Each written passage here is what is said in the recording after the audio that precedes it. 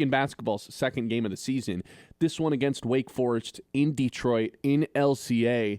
I don't love that home game gets taken away from either of these two schools, but hey, here we are playing at a neutral site, which is really just a Michigan home game. So, Aday Mara, all the attention coming into the season was on Yaxel Lendeberg, right?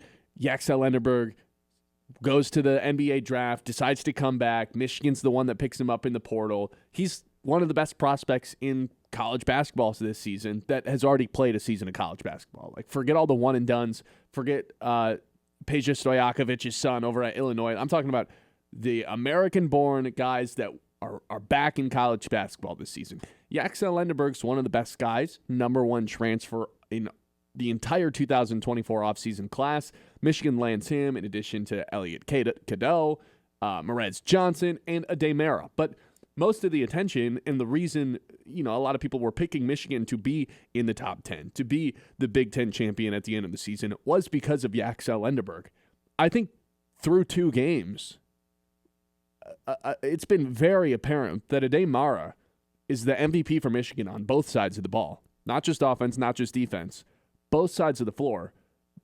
The team is built around this guy. 18 points last night, goes 8 for 11 from the field. When he catches the ball in the paint and is able to put 2 feet into the paint, it's over. It's 2 points. It's a basket for Michigan every single time, whether he's dishing one out. He had 6 assists last night. That was a career high. Or whether he just goes up and decides to dunk it. This is the new Zach Edey in the Big Ten. This is the new Vlad Golden. But unlike those two guys, I think Aday Mara has a little bit more touch, a little bit more feel, a little bit more, 2025 center skills that are brought to a basketball court that all stem from one guy, and he's a 3-time MVP in the league, Nikola Jokic. And you even heard Jason Benetti kind of compare him to Jokic carefully last night, because whenever you throw a Jokic comparison around, I don't know, I feel like any big guy that can pass gets a Jokic comparison. It's like, all right, let's calm down. Jokic is a 3-time MVP, one of the 15 best players of all time. He gets another ring. I think he's basically in the conversation with Magic and Bird. That is a completely different conversation, though, that we're not jumping into right now. The point is, I think the offense is completely funneling through Aday Mara, and he is the most valuable player. And I think that shows up in the box score with the plus 21. Right, plus 21, he's out there, they're winning, he's off the floor, and Wake Forest was able to make it a really close game. One thing that Wake Forest tried to do to, utilize or go against Michigan, use their strength against them, was, hey, Aday Mara's out here, let's go 5 wide, let's make him guard on the perimeter, put him in a bunch of pick-and-roll actions. It didn't matter. He was blocking shots on the three-point line. He was recovering at the rim and blocking shots there. He had 5 blocks by the end of the game, and another dozen shots that were affected because of his presence and because guys had to, either veer away from the basket and decide not to even shoot it. That's the Wemby stat. Or just throw up a shot that is way out of their rhythm, like the last shot of the game, right? That Wake Forest point guard has to throw it to the rafters so it doesn't get blocked by Aday Mara. Shot doesn't go in. So, yeah, only 5 blocks, but how many shots is he affecting throughout the course of the game? Upwards of 20. He is the MVP on both sides of the ball. Kind of like how Danny Wolf was the best player last season, Yaxel Lendeberg might be the best player on the team, but in terms of how Michigan is going to win basketball games, it's going to be getting Aday Mara the ball as much as humanly possible and letting him be a beast in the paint down on defense as well. They started double-teaming him in the second half. It got to him a little bit, but then he was able to find some open guys. Again, a career high in assists, career high in blocks, career high in rebounds. I thought having him out there it made Michigan look like one of the best teams in the country. And I know it's early, but they really do. They look like a powerhouse when he's out there. And they're able to have all these different sort of lineups. This is a very malleable roster. The very first sub of the game was Aday Mara subbing out, and Roddy Gale, who's 6'5", subbing in. You get a 6'5" guy subbing in for a 7'3" guy. That just shows you like the versatility that this roster can bring. If they want to go big, they can do that. That's how they started out the game with Merez Johnson, 6'9", 240, looks like a linebacker. Yaxel Lendeberg, we've already went over him, 6'9", all defensive kind of guy. And Mara. And sometimes that looked a little bogged down, but just the sheer size that they're able to bring to the table there was outstanding. And then the first sub to bring Roddy Gale in, you get a little bit more shooting. You go way smaller. Yaxel Enderberg's all of a sudden the 5. I would like to see a little bit more of that because there was a few times last night, like defensively down the stretch. Obviously, this game gets way closer than we anticipated it being down the end. Overtime win for the Wolverines. I don't even think I mentioned that yet. But there's a defensive possession where the lineup they roll out there is Elliot Cadeau, more on him later, Roddy Gale, Morez Johnson, Trey McKenney, the freshman, and Yadamera. And I'm like, why is Yaxel Enderberg not in right now? This is a guy who's back-to-back Defensive Player of the Year in the American Conference. This is a guy who's, if he was Defensive Player of the Year, he was all defense too in that conference. So this is a guy who brings a ton of length and speed and agility to the table. I'm just confused as to why he wasn't out there on a defensive possession. And maybe that's part of the hand injury that had him coming off the bench in the opener. But I don't know. I just kind of doubt it because in the next possession, on an offensive possession, he was in. It was Elliot Cadeau, Roddy Gale, Morez Johnson Jr., Yaxel Enderberg, and Aday Mara, which also made no sense because, look, I love Morez Johnson Jr., but there's just not enough offense there if this is coming down to the final possession. Why do you have a guy out there who's just, he's out there to grab offensive rebounds, but you'd much rather have a Burnett who started the game and then just never really, he had 16 minutes by the end of it. It was weird. It's like they didn't want to play him for some reason. So I do think there's a ton of versatility in this lineup. It's a deep roster, much deeper than it was last season. I didn't love how Dusty May utilized the depth and how he utilized the different pieces yesterday. But again, it's early.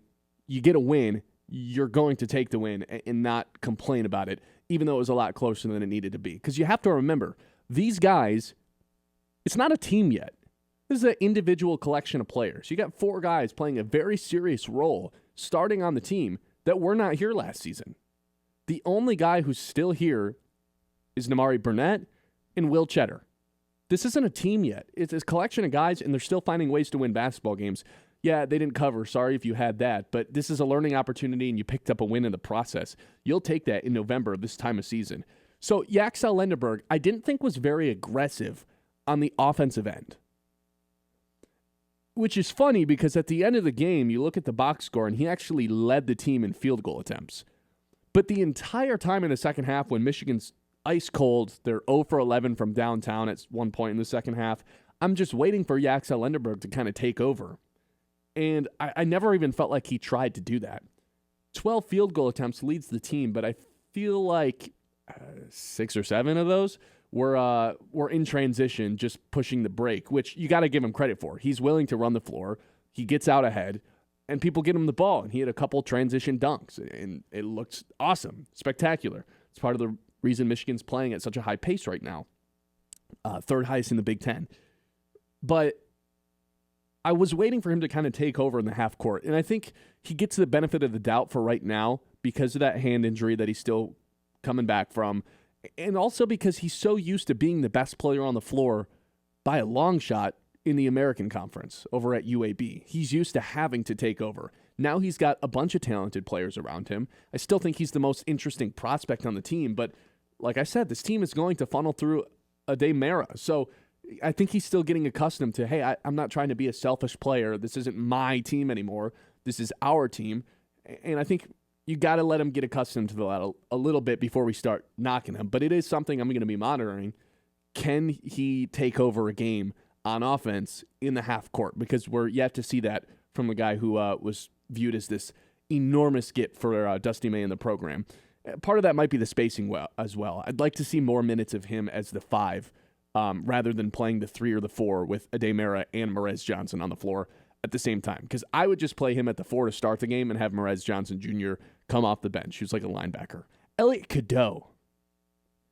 This seemed like much more of a true point guard in the opener against Oakland. It's like, hey, this guy double-digit assists. You no longer have to watch Trey Donaldson dribble the air out of the ball when the game was on the line. He couldn't get the ball to some of his teammates. It felt like Trey Donaldson, if he got 4 assists, it was a miracle.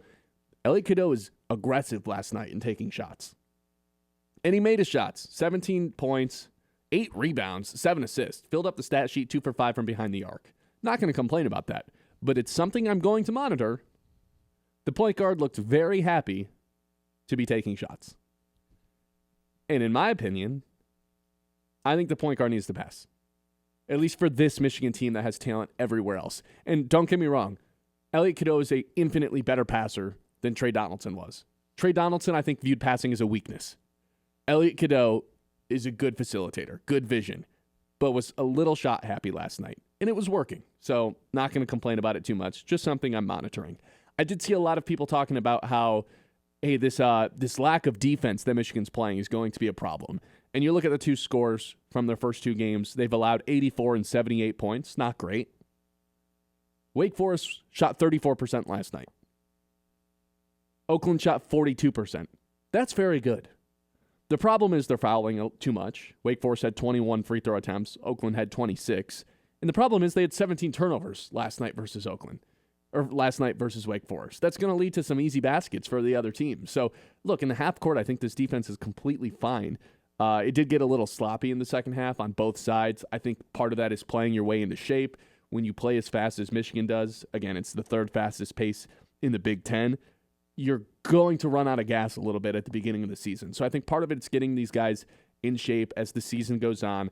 Part of it is, getting used to playing with each other and communicating, which, you don't see from a Tom Izzo Spartan team. But again, those guys have played together for a few years. It's much more of a team than a collection of talent, which I think is where Michigan mostly is right now. They're going to be fine.